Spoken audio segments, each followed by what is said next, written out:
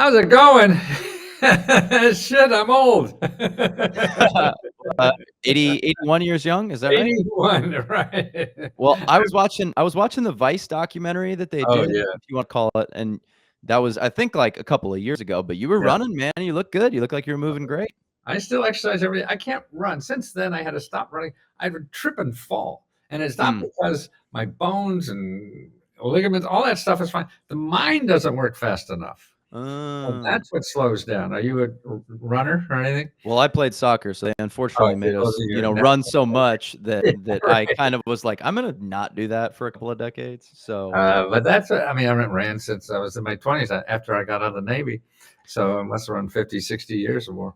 And yeah, and just I would trip. You don't pick up your feet as much. So and you can't react fast enough. And yeah, it's dangerous out there. well, one of my favorite entrepreneurs, his name's Ed Thorpe. He's the man who beat blackjack and the market. Oh, wow. Really interesting book. He's the first person who basically took card counting and applied it into a casino and proved that he could do it. Because Wow. previous to that, people thought that there was no advantage to be had. But neither here nor there. He's like 93 or 94, and he is in like fantastic Oh, health. really? Yeah. And he says that he got into race walking. He's Oh, like, I got into race walking and I just love okay. it. And like I can still be like sort of competitive. Mhm. And but he's like, it's really low impact on the joints. So I was Yeah. like, Well, I that's don't fair. mind. See, my problem was the joints. Yeah. Yeah, For some reason. staying upright, yeah. It's, Well, Matthew, for those who are just listening, uh-huh. you are not in the question mark suit today, but you do have a hearts with faces on it. If anybody needs to see what Matthew looks like on a day-to-day basis, just Google his name, and you'll see the trademark question mark suit. So I'm in he's the got. hearts now. This is what changed a little bit. Yeah, went from heart. Still in a question mark. See, there's a little question mark there. Yep, that's right. Yeah. Okay. Okay. So, but I used to think question mark because I felt, boy, there's so much information. You get the answer to anything now in our country, but it's really about asking the right question. So Mm, that's the key. And that's what, I mean, this is 30, 40 years. And well, that's what I'm trying to get people to ask the right questions so you get the right answers. But now I feel I've gone one step further because even though you had the right answer by asking the right questions, it ain't going to work unless your heart's in it. all right. Anything you do in life is a pain in the ass and it's going to run into problems. So if your heart's not in it, you're going to stop at the first little stumble and go become a real estate investor or something. I don't know, some other stuff that people will promise you to make a lot of money. Well, Eh, I'm sure your tailor liked that because I saw the suits. You had like Right, 20 exactly. or I got so. 3 more coming, and, uh, it's surprising what where I get them now is, I went online when I first started getting them, and I got the package, and it was from Ho Chi Minh City. Mm. But holy shit, these people are trying to kill me 50 years ago, Uh, and now they're making my suits. Yeah, and well, speaking of 50 years ago, well, first give us a little bit about yourself. Tell those uninitiated a little bit about yourself. Then I'd like to go back to the beginning because I just saw that you were in the military, like way yeah, back. that was it. They were trying to kill me in the Navy. Yeah. 3 years, 2 months, 9 days. It was the draft back then, Mm. and, tried to get into grad school, and I took the LSATs or whatever it is, and I got, like, 2 above plant life. I mean, I couldn't get in my grades. I barely got through. I was on and off probation every semester. Whatever I needed to graduate, man, that's what it was, 2.000. I'm outta here, yeah. That's Um, man. and so but it was the draft, and I wasn't a camper. Yeah, so sleeping in the jungle didn't sound nice. Mm. Yeah.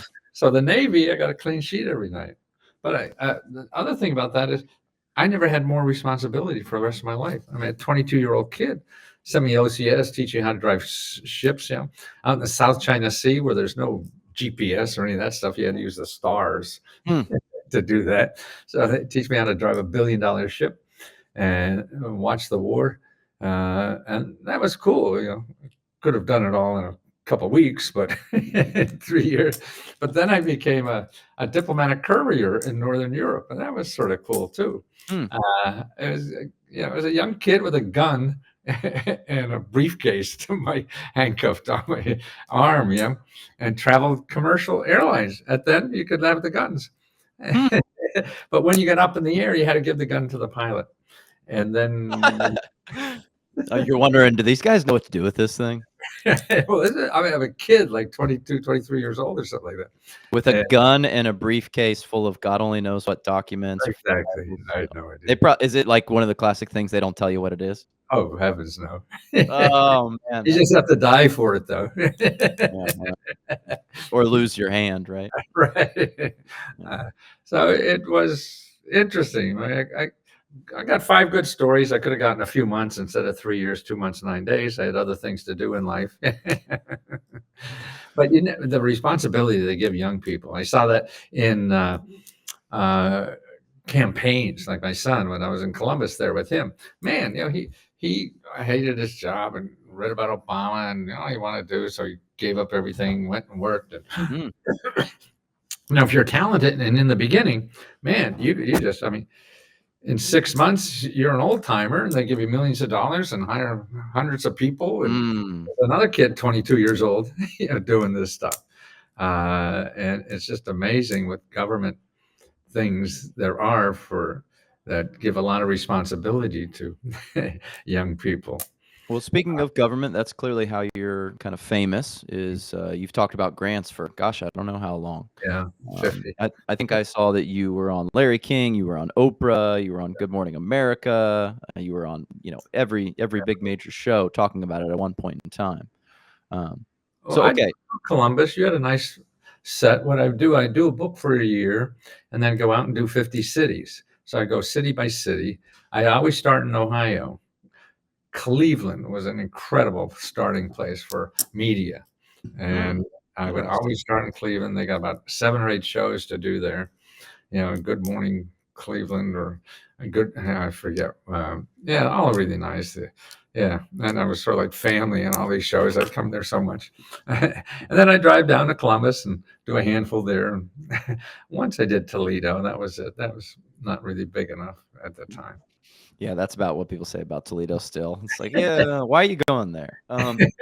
So, like, how do you get into this idea of like helping people get government grants? God only knows how many dollars have Yeah. flowed out of your ideas. Have you thought about that? Like, what dollar amount has flowed out No, of I your don't. ideas and The teaching? government gives out an average of 17,000, or now it's going to be 18,700 next year to every adult in the United States. That's interesting because that's an average, obviously. So Exactly. somebody's getting 2 million, and then there's a lot of people getting 0. Right. So that's 17,000, 18,000. But it is, I got an MBA in computers, management information systems. I started a software company back in the 70s that failed. Mm. So then I became a consultant to rich people. That's pretty early for computer software in the Shit, 70s. yeah. Well, I was also a computer science professor in Washington at the university. And I was taking one course. See, in the beginning of something, you just don't even have to know how to spell it. They just want people, particularly teachers, to teach on this growth industry that they have nobody with PhDs in. So if you know how to spell it, you could. And I'd be taking one course at one of the universities to get my MBA and teaching the same course at another university. And I'd keep them just a week behind me. That's hilarious. But that's the market is, and so that's why I started a software company that didn't go. That failed. So I became a consultant was trying to get Fortune 500 companies again get information, because back then in the early 70s, information became important to companies. Otherwise, they were just worried about internal information, not external.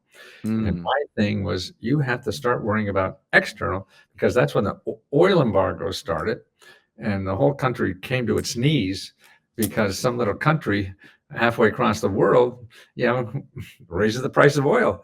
And that was in nobody's planning. So I was very active in that, North American Society of Corporate Planning, and trying to get management to worry about 5 years from now, 10 years from now, things like that, to prepare for that. So I was developing what I called an external management information system. And this is for computers and online. And it was really like a clipping service, but it would keep you What do up. you mean by that, a clipping service? Well, I don't know, like before the internet, you would have, if you were a personality, you would have a clipping service. Somebody who review all the magazines and everything and clip out your articles about you to keep track of what's going on. So I was setting that up to for companies to figure about their competitors, their Mm, markets, technology, what's going on with government regulations, and all these things external to the company that will affect them in one way or another. mhm. And I went around banging my head trying to sell that as a service. Nobody. Then I said, "Oh shit, I do research. What do you want to know?" And it was so these Fortune 500 companies were all into mergers and acquisitions. So they want to know Mm, about companies and buying them and selling them. mm. So I said, I do that. So they want to, like Procter and Gamble, which again in Ohio, Yep. wanted to start a chain of pasta stores. So they'd call me, and I'd charge them as much as I can. And rich people, that's it. It's not price sensitive. It's not Mhm. Mhm. Amazon. Uh, and I would go out and like find the market information about the market for pasta stores. And because I was just hustling, I wanted, if I'd find it because I want to get paid. I know where else to get money if I didn't get paid. So I would go to libraries. That's where you got information back in the 70s, was libraries, which was nice because nobody was selling you anything inside the library, Mhm. just giving information. Yeah. And also in Washington, D.C., we had libraries on everything. So we had Department of Agriculture library. We had, energy library. We had, Mm. commerce library. Everybody, libraries. It's the biggest place in the world for libraries. So it was Interesting. Okay. great to do research. So I'd go to the libraries, try to get market studies from the libraries in there. And then they'd say, oh, you're interested in pasta? You should talk to the government's pasta expert. He's over on the fourth floor here, room so and so. We have a guy there just studying pasta his whole life. I mean, I would have bet my bottom dollar Italy has a pasta, right, exactly. but the US has a pasta guy? Exactly, yeah. They have them for everything. And so I'd go to a person like this, and I'm shocked that a kid like me from Wilkes-Barre, which even smaller than, well, way smaller now than Columbus. Uh, I mean, I had no idea you could just call people up and go visit them in their office. And so I'd go there and talk to him. And the problem was, I mean, he would just give me so much stuff, He was man. probably so excited someone was asking about pasta. Absolutely. He's been studying pasta for 30 years. Nobody knows he's there. His wife is sick of hearing about it. Yeah, he's in some tiny little closet tucked off Exactly, somewhere. right. And he spends millions of dollars studying this stuff all the time. So he would give it to me, and Eh, what I would do is just take his name off, but I thank him in the intro. so why maybe just give me, like, some understanding. Why would there be someone inside the government who is studying pasta? Like, are they looking at, like, agricultural impact? Oh, absolutely. Yeah. I mean, that's a big industry. It's like if we're studying the energy industry or the nuclear power industry. I mean, we have experts, and that's what the government tries to do, yeah, is study all these things to see how it should grow better. Yeah. I see. So their idea would be, we put a person in this pasta role, the Right. pasta czar, and then they Pasta might rolls. be able to, No, like no pasta rolls. It's so they might be able to, like, coach farmers up or yes, agricultural exactly. Right, companies so right. that they can Just stimulate their and because business. the government does incentives for growing this, that, or the other thing, and all that kind of stuff. We have a drought, then what are we going to do? They have to make those decisions in a country level. So they have to have experts for all that. The same way with countries. I see a lot of domestic firms are doing overseas, and there's 4 organizations at least that have country experts. State Department has a country expert. I call them up and ask them about Mm, business there and all this kind of stuff. And the Commerce Department has a country expert. I can call them up and find out about all that kind of stuff. Agriculture Department has a country expert because they're looking at agriculture in all the countries. And Energy Department has a country expert. You call those country experts, and they're free. mm. And by law, they have to talk to you. They work for you. Yeah. Ah. Yeah. S Was that kind of an aha moment when you were able Oh to connect shit. with this Yeah. this Oh pasta guy? god. Oh. It's my story from 50 years ago. And his wife, because I made him so famous, because I talk about his name was Charlie Porter. No, that was my potato guy. I forget the and his wife, they got divorced, and his wife thought I was some superhero or something. That's funny. Oh, yeah. So where does the business go from there? Like, how do you transition the business to get more Well, that specific? was selling services. So I was showing rich people, millionaires, how to become billionaires by using government money and information. Mm. And truthfully, uh, rich people are boring to work for. Mm. Mm. All they want is money. You know, as I think about it. So there's no heart in a lot of things they do. And I miss that. And growing up in Wilkes-Barre, like if I was in Columbus, you know, I don't think anybody in Columbus knows about this stuff. You know, I didn't know about this stuff, and I didn't know that a schmuck like me from Wilkes-Barre, barely got through college, could call up and get all this stuff. And I said, why doesn't everybody know about this stuff? Mm. So how do I teach the average person about this? So at the time, it was only books.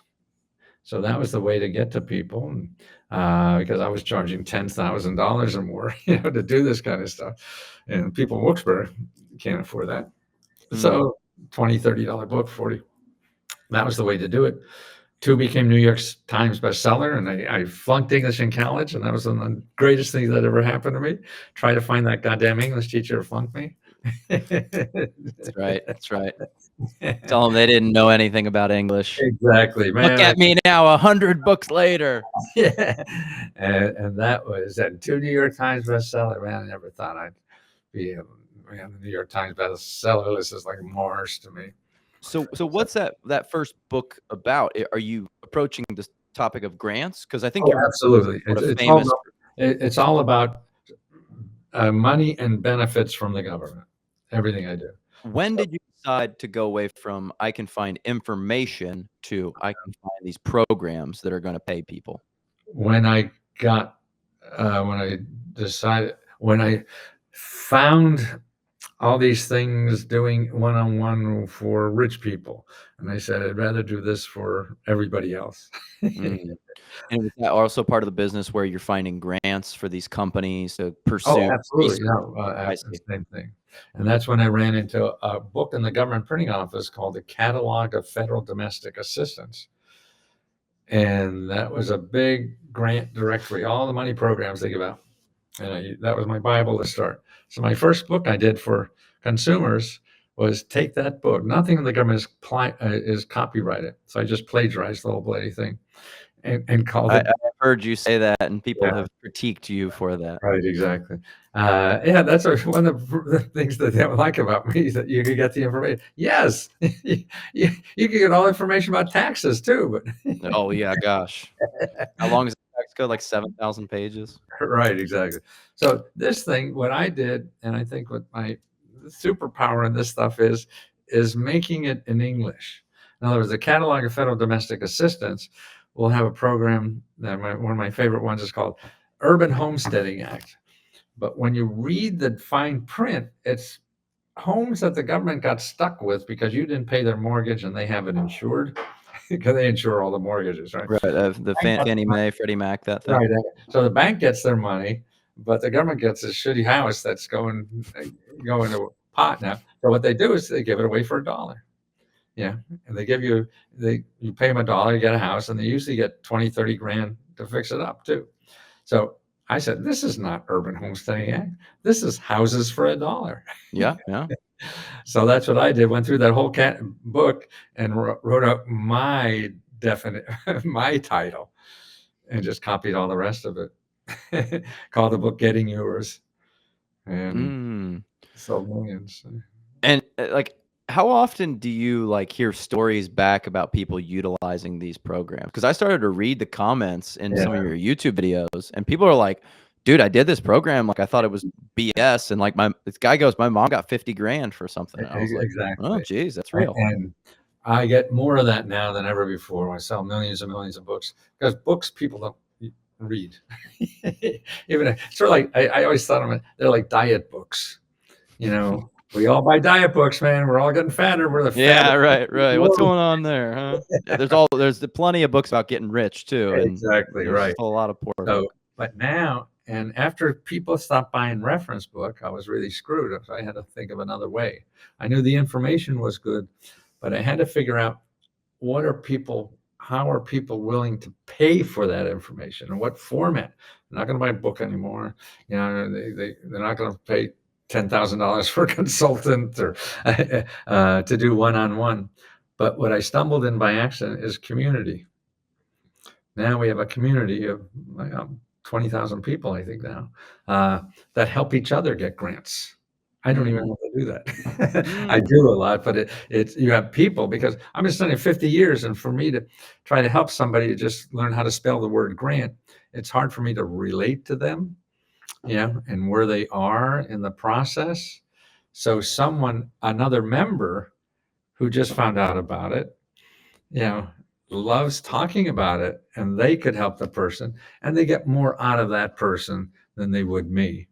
And that is so we have every day, we have 3-4 hours a day of just members that are available to talk on Zoom with you. Mm. That tell you how, and they tell you how they got it. Mm. And that is powerful to me. I mean, this I could see that maybe stay after I'm gone. I don't give a shit. Really, what happens after I'm gone, I'll be gone. So what kind of programs, I mean, we can go historically because I know you've done this a long time, but what kind of programs are you seeing people most commonly use? Like, what are they looking for? What are they receiving? How's that working? Where's this money coming from? Is it state? Is it federal? Maybe just talk me through this. Yeah, it's all. That's the problem. Uh, the biggest things are paying bills and debt, housing, paying for housing or buying housing or Mhm. fixing up housing, entrepreneuring, starting a business or growing a business, uh, jobs and job training, but people don't look at that as much. I don't know. I should. I think that's the best thing we have in the government. I know in the state of Ohio, they have it. They just told me about it, actually. I had someone from the state and someone from the county here. They'd give $2,000 per employee to do a training, and it's like Oh, they have absolutely. like Yeah. And more 200 trainings on their site or something. exactly. It's more than you hire somebody, you could also get them to pay their salary until they learn your job. Yeah. Yeah, it's the same office, yeah. Or Now at least you're pay. talking my language. Yeah. See, Yeah. I mean, yeah, you could get 75% or more of their salary paid for if they're not trained. Well, It's so simple. nobody's Okay. trained when they start at a company, Exactly, right? right. So that's why to encourage you to hire people. See, and in particular without training and skills, that's our big problem in this country. Uh, uh, you know, very few have degrees and can't get a high-paying job, and they got cut out. And particularly, that's typical in Ohio. I mean, people are making 100 grand a year in Ohio in the factories with no college degree, with a high school diploma, Mhm. and, and that's gone. So they got to get out and get a skill to get that. And now you could get paid 40 grand a year to get a skill to make 100 grand a year. That's apprenticeship Mm. programs. They're in all the teachers. They're doing that now for teachers, for healthcare workers, for all kinds of, and also the traditional, linemen or construction trades and things like that, where you can make 100 grand or more.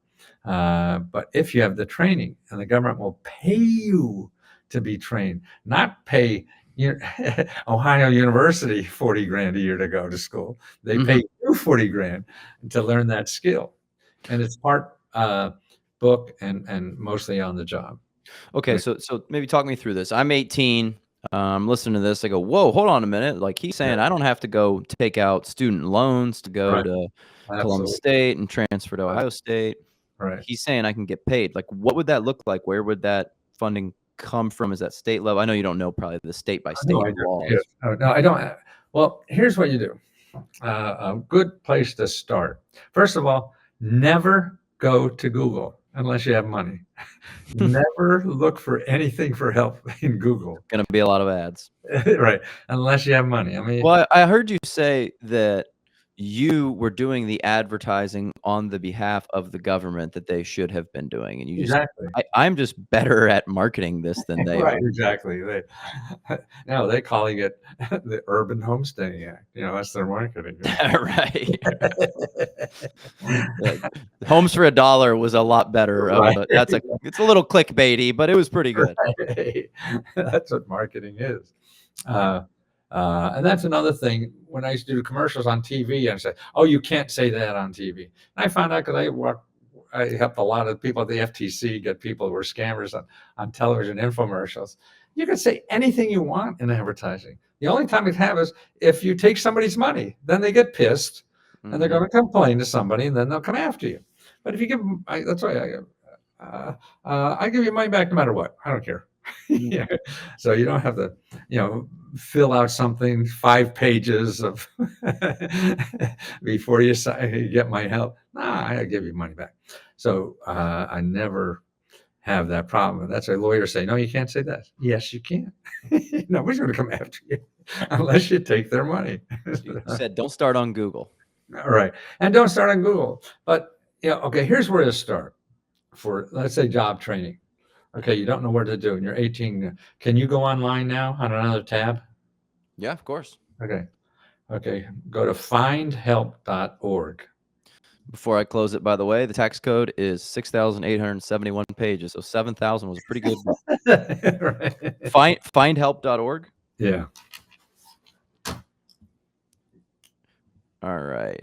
Find free or reduced cost resources like food, housing, financial assistance, healthcare, Correct. and more. Yeah. Now, up on the left-hand side, there's a place to put your zip code. Yep. Put your zip code there. All right, we'll do my office here. 2,183 programs in Plain City, Ohio. 2,183 183. programs in your zip code. These are all nonprofit organizations, government offices that give money. You said they're all government offices. Or nonprofit. Okay, so some of these might also be like potentially churches or charities. Yes, absolutely, nonprofits, and Okay. This is what I call it's the community society. I mean, here's a graph of no, shit. Well, the government's made our society, the GDP is made up of two things. This is the growth of GDP. Oh yeah, that's up and to the right, baby. Exactly. So that's America. Why is that not? Oh, I see. I have an AI camera. Oh, it's trying to find your face. Yeah. Well, for anybody who's just listening, the graph looks like basically a straight up and to the right. Exactly. So that's the growth of economic growth of our country from 1980 to 2023, going up, up, and up. Now, but that oh God, I gotta get that's annoying. What's that's made out of? There's two things in that in the GDP. One is capitalism, okay, and that represents 2/3 of that economy is capitalism. Now, you have another third of that economy, which I call is the community economy. The community economy doesn't charge. Capitalism charges. It makes money by charging for their services and selling you money and all this kind of stuff. The community economy, which is a third, 33% of everything in the United States is part of this community society. And that gives you things, gives you money, free services and everything. They don't charge. They're getting money from taxes or other big foundations and other things to solve problems in our country. So is that number? Let's say the number is whatever. I don't know what the GDP is this year, right? But they're calculating that based on what for a nonprofit? The amount of money that they're spending, or is it the amount of money they're taking in? U.S. GDP is the same. 29 trillion. That was 2022. So I don't know. You generally the same thing. So it's either money coming in or flowing out, right? You're supposed to spend the same amount as you take in as a charity, right? That's why Scientology has this beautiful building down the road from me. Exactly. So that money is all given back to people in one way or another that you don't pay for. See, that's the one that's not advertised. That's a third of everything in our economy that people have no idea. But see, this is a good place to start. You don't start in Google because you get the 2/3 of everybody else that knows how to sell to you, and Mhm. they're going to get you money before you ever find any of these other people. Mhm. So you just stay out of there. You don't stand a chance. I mean, and now marketing is so much better. When I started 20, 30 years ago, it was like direct mail marketing. That's how the response was. So you had to do a flyer, put it in the mail, wait for 2, 3 weeks. And so it takes a month to find out if your idea worked. Now Mm. you can try, 1,500 ideas in a minute. Yeah, yeah, right. And so they're just too good, and you can't compete with that. So on the findhelp.org, let's go over there, and you're now looking to train a job. So put job training up in the left-hand corner again. Job training. Yeah, All right, I've got 130 options. that's right. 130 organizations that will train you for free. 130 organizations that will train you for free. AARP, Hope for the Warriors, Ohio Means Jobs. I've heard of that one. Emergent Works, Honest Jobs, Empower Work, Working Dogs for Vets, Christian Creditors Councils, Inc., the CCC. Wow, there's a lot. They're all, 100 of them. And I'm actually, gonna. the best place to go is a government office you have in every, and this is where you should go to find out more about using money to grow your company.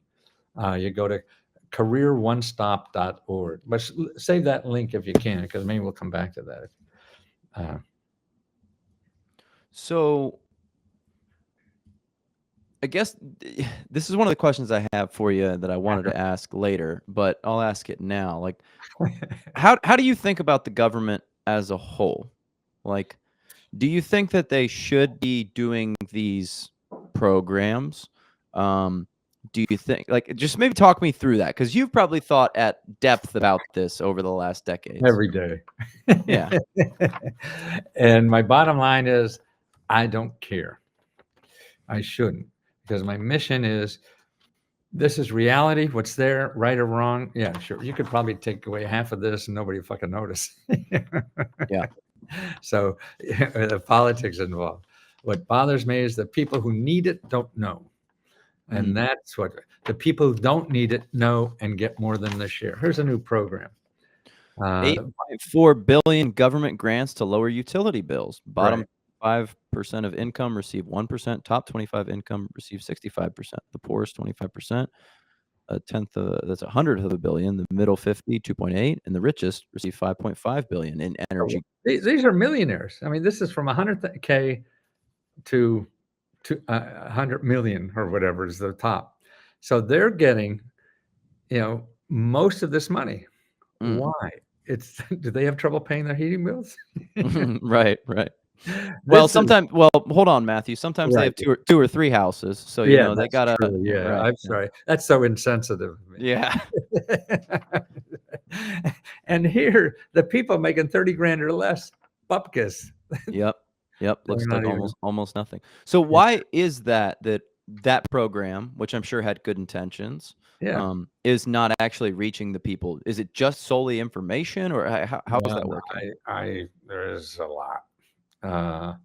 And the things I see is in the politics involved, conservatives hate any program. Now it's funny how now, but they live off of all this money. I mean, look who's following Trump around. The richest fucking people in the world. Yeah.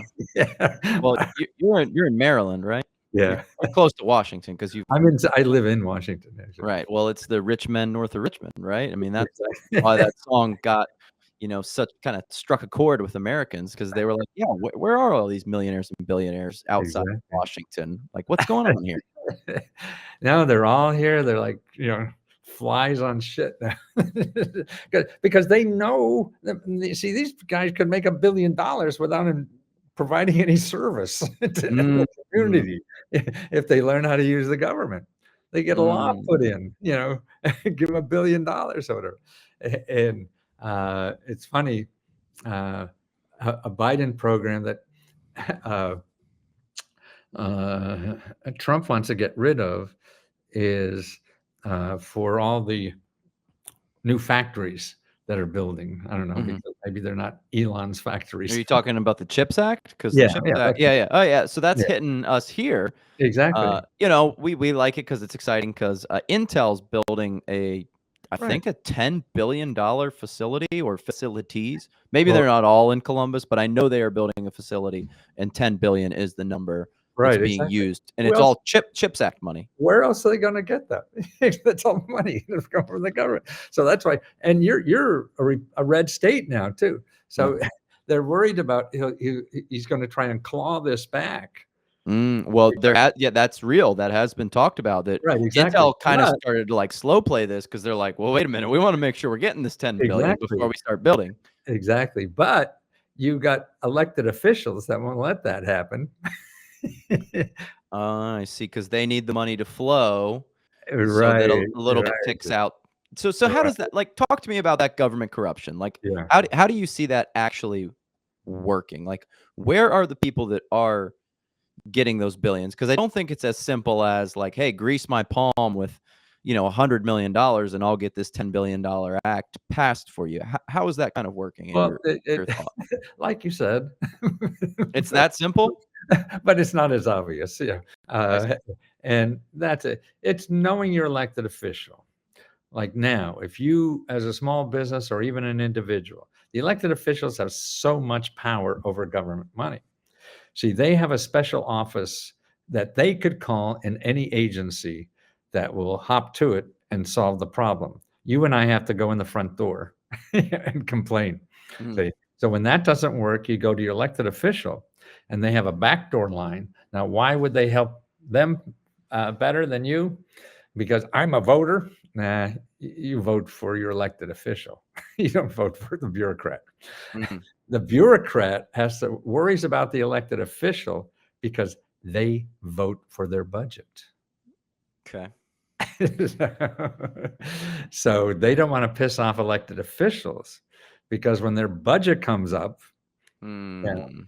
hey, that when I was a professor, I remember a kid in the back room or just didn't know shit and everything like that. It was so easy to flunk them if I didn't know it. Those stupid kids that came and see me in office hours, somehow they got smarter. Mhm. Right, It right. was harder to flunk them. So that's what they do. Uh, there's also something that was out for a few years called earmarks. So in other words, just think if you're a congressman or senator or even at the local level got you that 10 grand to help you train because the bureaucracy was saying, you'll vote for that son of a bitch no matter what they do. No, yeah, yeah. Right. They could be, yeah. Well, that's kind of the idea that I've heard about. This was sort of like a counter argument to universal basic income is the next guy will come and say, "Well, you're getting 10,000, I'll give you 12,000." And people Right. go, "Ooh, we want 12." Well, the next guy comes in, "I'll give you 20." And they'll go, Absolutely. "Oh, I like that 20 guy better." And Yeah. it's just a slippery slide until you're They just were all greedy. Yeah. yeah. Well, Uh, that's how people vote. They vote for the people who they exactly. think people Right. don't generally vote with their moral compass. They vote for like who's gonna put money in my pocket and Right. make my life better. They don't worry about like this other group. Right. Generally, some people do. I don't want to say Yeah. nobody does, but I don't know if that really wins elections. Yeah. No, you're right. I mean, that's all marketing and that's what they have to do. Uh, let's see, where were we on yours? Oh, Well, I was just asking, like, so where are these millionaires and billionaires coming from outside of Washington? Like, what that has to, those aren't like small grants. Those are big grants, and those are like, what are they doing? How is that actually working? well, because it's under the thing of creating jobs. Hmm. Yeah. So that's why the career one stop is why are they giving you money to train people for free? Why don't you be a better entrepreneur and be able to create that income yourself? Okay. Well, that's my stance on it. I'm Right. borderline anarcho-capitalist. Right. No, likewise, and it should be, but it's what I'm trying to do. It's here, uh, whether you use it or not. Hmm. It's in the budget. It's going to go, and some other sharpie will get it, And that's why, to me, see, the biggest thing, you saw that graph about how much the country is growing. Up and to the right? right. Now, what is happening, though, is in the growth, we've created more millionaires than anybody else in the world. 24 million millionaires, almost Right. 1,000 billionaires. China has 6 million millionaires, Japan 3 million, UK 2 million. Yeah, I mean, we've got what is that, 3-4x. Yeah, but we're number one, right? We are. Yeah. But now the other thing we're one at, number one at. Oh no, I wanted the positive story. Developed countries with the most poor people, United States, we're only just edging. This is poverty rate, so 17.5% of our population is impoverished. You're a data guy. Good for you. Yeah. Israel, Turkey, Chile below us, Mexico, Estonia, Japan, Spain, Greece. I mean, we have more poor people per capita than Chile. Yeah. That is crazy. Just and that's like the extreme of the United States, right? Exactly. I think that's why people love it. It's just like so extreme, intense. We allow for pharmaceutical advertising on TV, and people are just like, why would we change that? It's just like, Ozempic. It's like, oh gosh. I mean, this is only the OECD countries. Now, this is not all the underdeveloped countries, only developed countries. I see. So there's about 35 of them. So we're number one at only 35 of them. But the 35 richest. But here's another graph that tells it, at least for me. Percentage of total wages earned by top 10 and bottom 90%. Right. Ooh, this one's a little. Bottom 90% is the red line. For anyone looking, this is like a triangular flag where the bottom 90%'s earnings are just dropping, and then the top 10%'s earnings are growing. 80, and now they're dropping, and the top 10% is raising. So what do you make out of that graph? Like, is that capitalism gone wrong? A little bit, yeah. Why else? What else? I mean, that's what capitalism is, right? Give money and whatever. It's just somebody's getting more of the marbles. Yeah. So why does I mean, would you run a company this way, your sales like this? But I'm gonna give a lot less to the 90% of my employees. Yeah, I know how employees are. Eventually, they're going to hit a breaking point, and exactly a toxic and they're going to start getting the pitchforks out. Yeah. So I think Trump is the first of the pitchforks. So while we're on the topic of Trump, what do you think is going to happen with this Department of Government Efficiency? Do you think anything's going to happen with that, knowing how the beast works intimately and how all this money is paid out? Number one, don't worry about it for 2 years. Nothing. Absolutely. Well, I know their study is supposed to be completed like in July of 2025 or something. So it's like, okay, well then we're not going to do anything until 2026. And then what they say they want to do and what get done is, I mean, to me, I see every president since, I've been doing this probably about 1980, seriously, is that they talk a game, get elected, and it's just hard to do anything. It's like driving an aircraft carrier, I mean, there's not like the budget. The budget isn't going to change for 25, probably will not change at all for 26. Right. Maybe he'll be able to get something. But he may be able to change the course a degree or two. And you're traveling down, if you're a big aircraft carrier, in the ocean, a degree or two change in course winds up in some other country you didn't want to get to. I was a navigator in the Navy. Captain used to bust my ass and Lesko, we have to be right, because whatever course you say, 1 degree, we'll miss the Philippines, be in Guatemala or somewhere. Yeah, I actually listened to this really interesting opinion from a political correspondent who has lived and worked in Washington. He was talking about Doge, and he was stating that first and foremost, it has no power in and of itself. Exactly, it's nothing. Then he kind of went through all of the different technical things that they would actually have to go through to even turn over some of the small programs. Exactly. I see that he's saying here that 90% is bipartisan supported.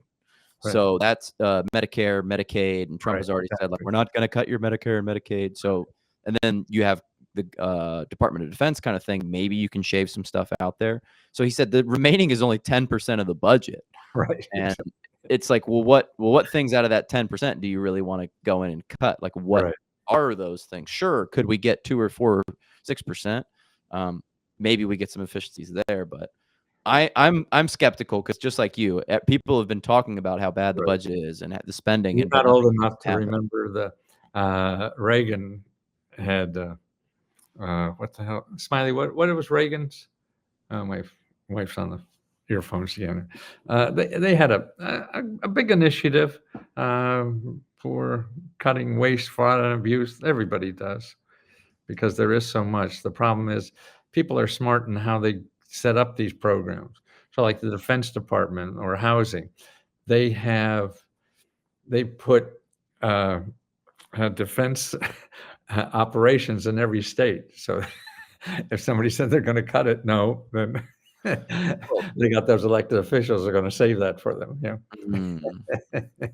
You're talking about Reaganomics. The pillars of Reagan's Right. policy included increasing defense, Nothing. balancing the budget, slowing the growth Right. of government spending, reducing Yeah. income and capital gains. What did you study in school? Why are you so? Oh, Google is what I did. Is I just No, I know that, but I Googled mean, that. I can just tell from. I studied entrepreneurship, man. Really? I graduated from Ashland, which is funny because you said Yeah. you went to Worcester, and I started this company like within 3 months of graduating. Oh, good. This Entrepreneurship company degree. you have now? Yeah, Mixed Solutions. Yep. Oh, So good for you. 10 Yeah. years and we're still rocking, man. It's been Right? That's crazy. wonderful. Yeah. Yeah. So if you ran the government, would you institute changes to some of these programs, or is it, or do you just, you've probably thought so much about it, and as you stated, you're just like, I just don't care anymore. And I appreciate you saying I live in the reality of the situation. Yeah. This is how I felt when I was offered PPP money. Oh, right. I was like kind of conflicted because I was like, I really don't like that the government's just giving Yeah. out money, because I know how that money comes about. Like, I paid that money in, Absolutely. but then I'm like, well, don't be a dumbass. Take the money. You're not going to get offered it again. You know what I did with mine? I gave it to my members. That's good. That's good. And that started me now we give now grants every month because of that money. Oh shit, man, this is stupid. You know, I don't need this money and whatever. We now, and this has been probably the most profitable business wise. I mean, I've had bigger businesses before, but the profit on this is, because I'm selling air. Before I used to sell stuff. Yeah. You're selling air, and so we give 40% of our sales back as grants to members. So you could apply to 4 different grants we have every month. We give out money you can spend on anything, either $500 or $1,000. That's on the 4th of the month. On the 15th of the month, we give out $15,000 for car repair. On the 20th of the month, we give out $20,000 for rent. And on the 30th of the month, we give out 30 free laptop computers, because you need that to do that. So I figured out that that's about 40% of our sales that we give back to members. And I saw Facebook come out with a $100 million grant that they're giving to small business, $100 million. And I looked at their sales, it's like 140 billion. Yeah. So 100 million in grants, or maybe it was 150, but it turned out to be 0.007% of their sales. Mm-hmm. Yeah. You know?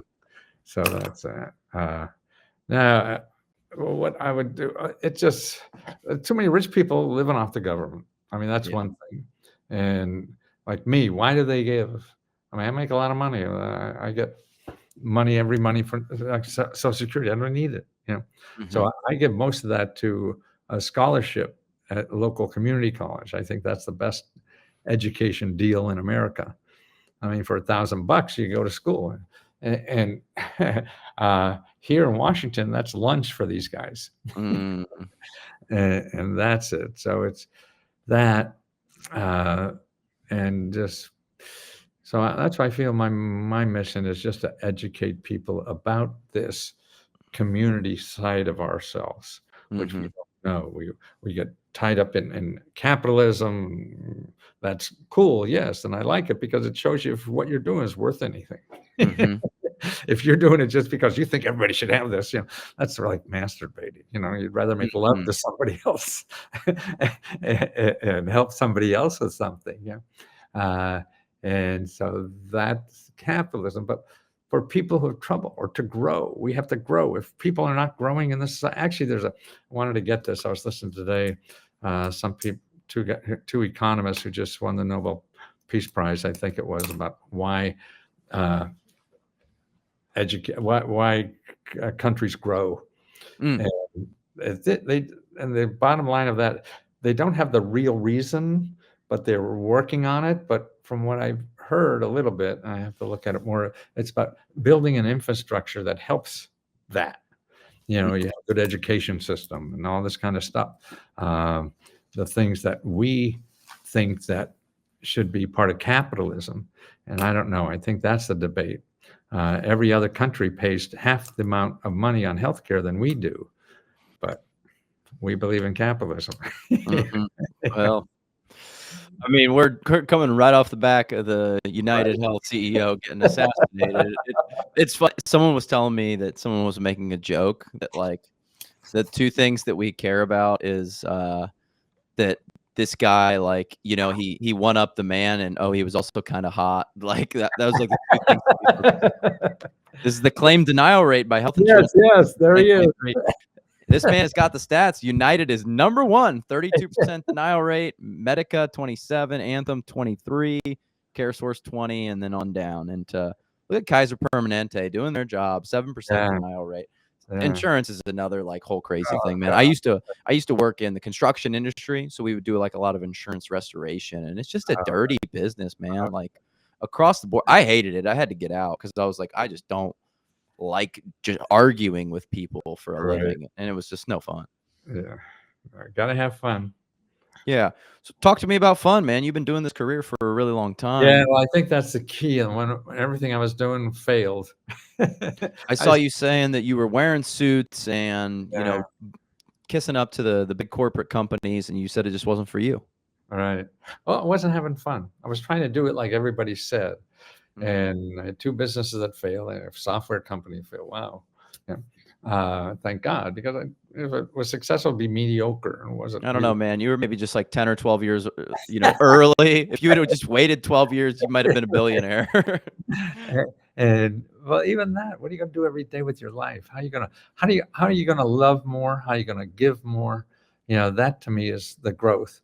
And when I was doing things like everybody told me to do to be success, I wasn't being a success. I wasn't having fun. So this is crazy. Why am I going to do things that I'm not happy with that maybe X years from now I'm going to have fun? Fuck that. I have fun today because it's not guaranteed tomorrow. So why be miserable for X years to maybe have fun someday? And do it now. Well, that's when I started looking not outside for what I should do in life, but inside. Because we none of us know what exactly we should be doing. We're guessing, and nobody knows, and nobody else really knows. But we like to go to experts and give them a lot of money to tell us what to do when they don't know what to do with their own life. That's why when people ask me, God, I struggle every day with my life. Well, what gives me the audacity to think I could tell somebody else what to do with their life that I know nothing about? So you have to do that yourself, and you take advice and things like that, certainly. But and anything you want to do, you're going to have failure along the way. So if your heart is not in it, see, that's why I'm in the hearts now. Because if your heart's not in it, you won't get anywhere. You'll stop. Because everything you do is going to be a pain in the ass. So you're going to find out 10 reasons why you shouldn't do this.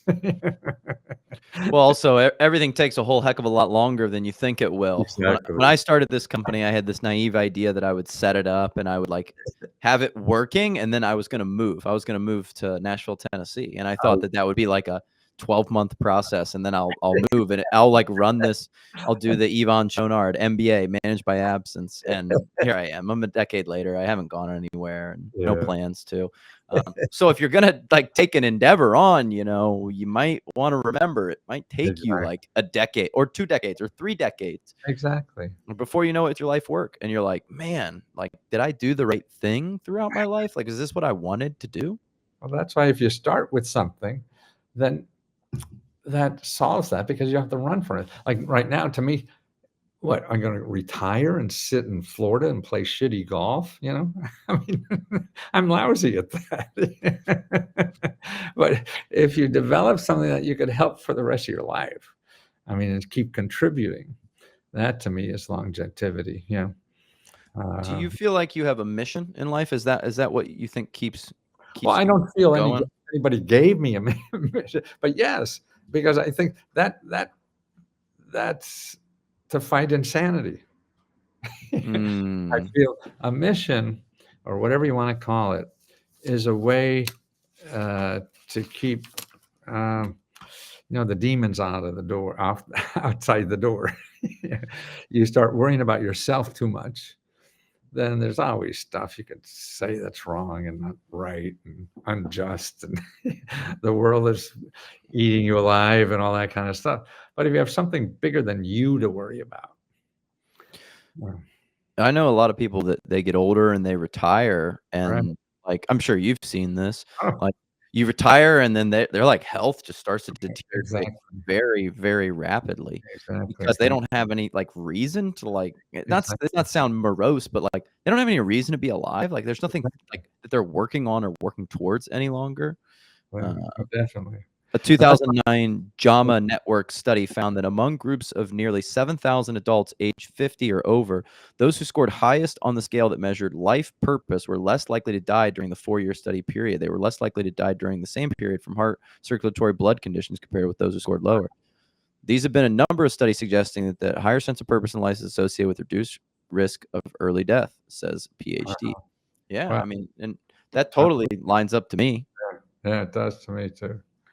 I listened to this. Me and my family went to the Everglades, and I listened to this story about this woman, the woman who saved the Everglades. Yeah, and she ended up living to be like 103 years old or something like that. And they said that like when she was like 102, she would still be at the meetings like for the Great Everglades, like for her. standing up there and being like, "You guys need to keep on doing this and that." And she was like an early, figure in the women's suffrage movement and Wonderful, African yeah. American rights. Probably the And Civil War too, age 108. Holy crap. yeah. Marjorie Stoney is her name. Marjorie Stoney Douglas, Stoneman Douglas, Right, 108 years old. And they said like 100 years old, she'd be like getting up on the soapbox. Like, we right, need to be doing this, everybody. That's that's what, amazing, man. I think there's something to that. yeah, I believe, and I'm very grateful for my work. It keeps me everything, and I get better at it. I mean, like, I'm a prophet. I can't believe it. I was just hoping to find something to just pay my bills and do something I really wanted to do, and now be able to give away $70,000 a month in addition to that is What do you think's the highlight of your career? I have here that you were on Oprah, you were on David Letterman, Larry King. I saw that you were on Good Morning America. I mean, those are like cool, like, yeah. quotation points. But what's been like the highlight, you think? Well, I mean, having that kind, I mean, I never thought, from being from Wilkes-Barre is a lower grade from being from uh, Dayton or Columbus, but you guys are getting. I mean, never thought I'd be on national TV shows or anything. I remember the first time the big show I was on was Good Morning America. Whoa. And I had this dream in mind that, I get on this show, and I'll get a call in the morning, some guy from Los Angeles, hey, son, get out here. We're going to make you a star. Yeah. And nobody makes you anything. You got to do Well, it. well, you're a character. I don't know if you, need to be a character on a show, right? Right. And I don't know, New York Times bestseller list twice. I mean, that is like Mars to me. I flunked English all the time. I can it still can't spell for shit. Um, so all that is more than having $1 million business was my big thing. I finally got that, and gave that to an ex-wife to start over again, and just wondering if I could do it again. What was it like going on those TV shows? Was that like exciting, nerve-wracking? Did it eventually Yes, get more comfortable? what I see is I'm very comfortable because I realized early on, I was scared to death in the beginning. They're going to say, oh, well, let's go. Look at my page 37. You said this. You're full of shit. Yeah, Oprah putting the grill to you. Exactly. And I quickly find that they don't care. They don't read the book. That's funny. They don't read, but I mean, it makes sense. Oprah probably doesn't. I mean, she probably does have a lot of time on her hands, but she also probably has like a book guest a week. Right. But the important thing is that it's all about entertainment. It's not what you say; it's how you say it. Well, I was getting called back. I mean, I was a regular on Larry King. I must have done it 12, 15 times. I don't even know what. And they'd use me a lot for Letterman. I think I must have been on there about 7 times. They'd use me like when somebody cancels. Oh, you're the last second guy? Oh yeah, shit. I'll go for national media for free, 7, 10, 30 minutes. Would they be asking you to talk about something in particular? Or Well, I always had some. was it like, would you cover like economic programs that were going on, or just like? I mean, I don't know. They didn't care. They just wanted to hear me talk for some reason. How to get free stuff, yeah. So how to get free money, and so I would take a segment of something about it, whether it's healthcare or entrepreneuring or whatever it is, and just go or just find a couple. Like I do 4 videos a day now. Sometimes, yeah, it's all new stuff. Stuff is easy, but I like talking like this because it helps me think through more how to present it or what things to get. Like all these graphs really just started from me from doing these podcast kind of things because I never thought of it that way. So we get tied in our own rut, and that's why the juice comes from people outside of you. So, and what does this look like? And it's you podcasters that show me what I know. I don't know I know things. Well, that was really interesting what you said about a third of the economy being what did you call it? The community economy? Yeah. And that's a community. And actually my son who works with the Surgeon General, that's what they're working on, is that loneliness is the biggest disease in our country. And that's why we're not community anymore. Well, that's definitely true. I mean, people don't live with their parents, grandparents any longer. I mean, hardly even have roommates. I don't know my neighbors. Like, I feel bad, but I say hi to them, but I don't know their names, honestly. Yeah. Well, that was it. Now we moved down to an apartment building. My wife had an apartment in this building when I met her, and we just rented it out. And after we got rid of the kids, we moved down here a couple of years ago, and there's 70 units. I never threw a party in 40 years in my suburb, maybe one. In the 3 years or so down here, must have 12 parties. I just get rock and roll bands down in the lobby and all kind. And this community, so we don't see in the elevator. I mean, we live this close to people, and you don't know them or whatever. I mean, that it's the warmth that you need from other people, and when you get to know person instead of. We all walk around with clipboards, oh, I know what you're on, we check that off on our clipboard. And that's not fair. Once you get to know somebody, they're so different. We're all. Do you have any wins that really stand out throughout your duration of helping people get grants? Is there one win that you can say, like, I helped this person get a grant, which kept them in their home, or whatever the story was, one that sticks out? I get dozens now. I get more now because the community shares all this stuff. Man, we got 400 or 500 just since I got this. I would never get that in books. Here's a guy who wrote me the other day, a member. I would like to tell people in Illinois to call the HUD number for questions. I finally became proactive and called on Thursday and reached the call center. I was pleasantly surprised when I had a very nice lady who took all the time I needed to get information on the 203K program. And I wholly understand why Mr. Lesko says you have to call. If I hadn't called, I wouldn't have known about what this lady said were grants. I never even asked for a grant. I just said, Mr. Lesko advised me that I was just looking for help. She went to a great deal about the information available, and she emailed me so I could follow along her instructions on how to do this. If you need money in Illinois, pick up the phone and they can help you. She even told me that through November you can get $35,000, and then on December 1st the grant's raised to $75,000. It's all about people. It's all about calling. Yeah, the 203K is a rehabilitation mortgage program. Right, exactly. How does that work? That you can apply for funding to rehab your house? Yes. Well, here, I'll show you another. Go to findhelp.org. Okay, find help. Career One Stop. Let's see.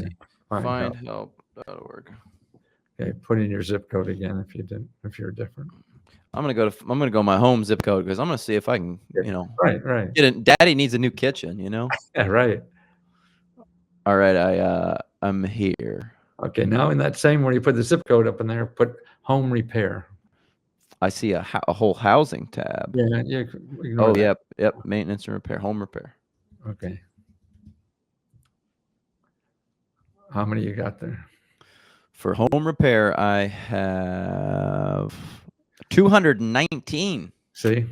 Habitat for Humanity, Mid-Ohio Regional Planning Commission, ModCon Living, United States Department of Agriculture. They have a program called Single Family Housing Repair Grants. Right.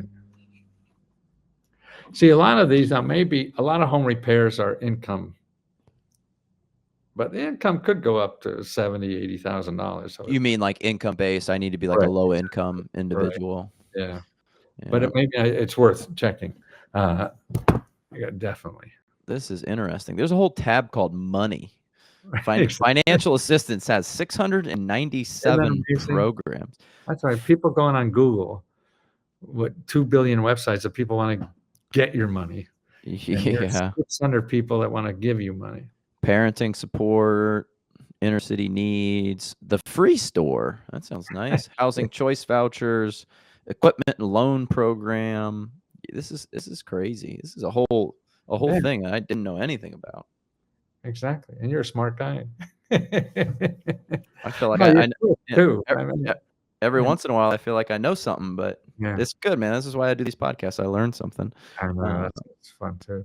You've had all these success stories. You've lived a really cool life. Maybe talk to me about how you think about living a good life. You're 81 years old. I also want to hear about your longevity routine because it seems like it's working. Talk to me about, living a good life and what that means to you at this point in time. I'm sure it's grown and changed over your life. Yeah, it does. I don't know. I mean, when I was your age or something in the beginning, we all want to get rich, right? When we're 20, 30, we want to get rich. That was a lot of it. Growing up, I don't know if I was lower middle class. My dad had a little factory, but there wasn't much wealth. He sort of paid my college tuition and then kicked me in the deep part. It was over, and that's fine. I didn't expect anything more. He's a nice man. And I played golf with him, and I realized the only reason I played golf was to talk to him because we had nothing much in common. Yeah, that was probably a little bit of the era, right? Like where, exactly. Not to say men were less loving, but there was less of a definitely emphasis on like care and support. Absolutely, yeah. From it. Absolutely. I think to me, it's how to live with an open heart. That's, I think, gets rid of a lot of demons. It makes walking through life a lot easier the more you could keep your heart open. And that's hard to do, and that's why even to me now, and I've only been doing this the last couple of years, is saying the word love helps me that open. I used to never say it. I mean, growing up in the 50s and 60s, men didn't say love unless they got married. Mm-hmm. But now, I mean, last 4 or 5 years, I've been, working on that a lot. And even our membership, I mean, I call it a loving community. I mean, we're here to love other members, to help them do whatever they want to do. That's what I think love is. It's not telling somebody else what to do with their life. It's helping them do what they think they should do with their life. And that's love. But I grew up in a household. No, we just try to control each other. Mm. And that was the love I felt. And it's interesting because you've been able to build a business that, I love this phrase, you can do good and do well. Right. And I believe that. I think you can do both. I unfortunately, a lot of people have a negative view of capitalism because some of the things that we've talked about here today, Right. right? Exactly. But if somebody starts a gym and then you decide to voluntarily go to that gym, and then you go there and you get healthier and more confident and lose weight, and you choose to give that gym owner, 40, 50, 80, $100 a month, like, who's being harmed there? Like, where's the harm? Who's taking your money and forcing you to do that? Like, to me, that's a net win overall. So I like the idea of being able to both help people and I like getting money for it, so I know it's a value. Mm-hmm. If I'm helping people and I'm trying to help you across the street, I don't want to go to fucking across the street. Leave alone. Yeah. You want to help people to do the things that they want to do. And that's what money does, and how important it is to them. That was money does. People have to voluntarily give you their money. That's my big beef, with the federal government. Like, they basically hold you at gunpoint and say you have to give us your tax dollars. And I personally think that is against free will. I think that is against what we all agree is like a healthy way to live. I'm not allowed to go to the corner store and take my gun out and say, hey, you need to give me your money. Right. Well, why? The taxes. Like, I don't know. Look, I have a weird view on it, and I get it. No, I understand, and that's legitimate view. And that's why what I see is that, okay, as a community, okay, so if your kid needs something to go to school, go earn the fucking money if you want to go to college. Don't ask me. So there's part of us that want to help each other do better in life. And I think that what we do is have other people decide that. It's not the stuff that we want to do. But part of a community is that you give me a little and I give you a little. Exactly. You give me a little, I give you a little. When we were hunter-gatherers, if there was someone who was just take, they got rid of that guy or gal. They unfortunately took him out, oh, well, let's go hunting, Matthew, and then you didn't come back. Yeah, Matthew got hurt on the hunt. Leave your flak jacket at home. You don't need it out there. What about you have any secrets to longevity then? To me, it's been exercise. I was never a jock or anything like that, but I started running. I used to be 30 pounds heavier. And when I got out of the Navy, I just started running 5-6 miles a day and did that for 50 years probably. That's a lot of money. Yeah. And that's the only thing that controlled the appetite that worked for me. You got to find out what works for you. I still fight it every day of my life. As my wife said, food is my enemy. Unfortunately, we are always surrounded by the enemy in the United States. Exactly. Like when people are overweight, I'm like, I get how you could become overweight. I'm with you. I have to fight it at all times. Like, if I just let myself eat and eat, then it's just gonna go haywire. It tastes so good, doesn't it? Yeah, they're really good at making it taste good. Crack. Well, Matthew, is there anything we didn't cover today that you think would be important for people, like listeners, to know anything about? I want to show you the tattoo on my ass. I forgot. All right. That is not how I thought that this was going to end. Matthew was kidding, but I believed you for a second. How did I get lost on here? Did I? Oh, I see. I think your ass bumped the camera. Right. Yeah, my AI camera is looking for my ass. Where can people find you and your info in the community? Leskohelp.com. Lesko help. Right. Health.com. Yeah.